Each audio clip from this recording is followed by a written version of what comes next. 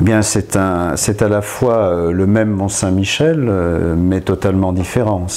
On est véritablement dans un Mont-Saint-Michel qui a 1300 ans d'âge, mais qui va retrouver une certaine jeunesse. C'est-à-dire qu'à la fois, on retrouve l'image familière que l'on a du Mont-Saint-Michel, cette pyramide, sauf qu'on l'a dépouillée tout autour.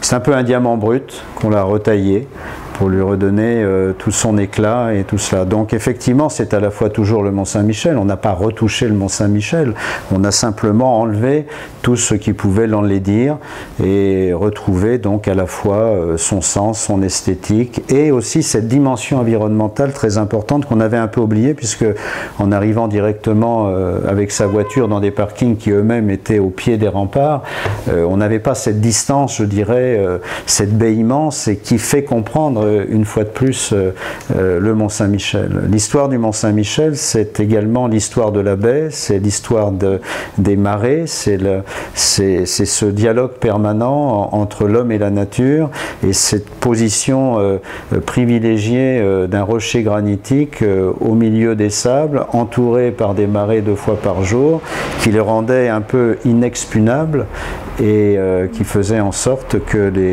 les ermites et ensuite les religieux, mais aussi les militaires pour le défendre, y ont trouvé d'abord un refuge et ensuite ont construit ce qu'est le Mont-Saint-Michel aujourd'hui. Donc ça, c'est très important.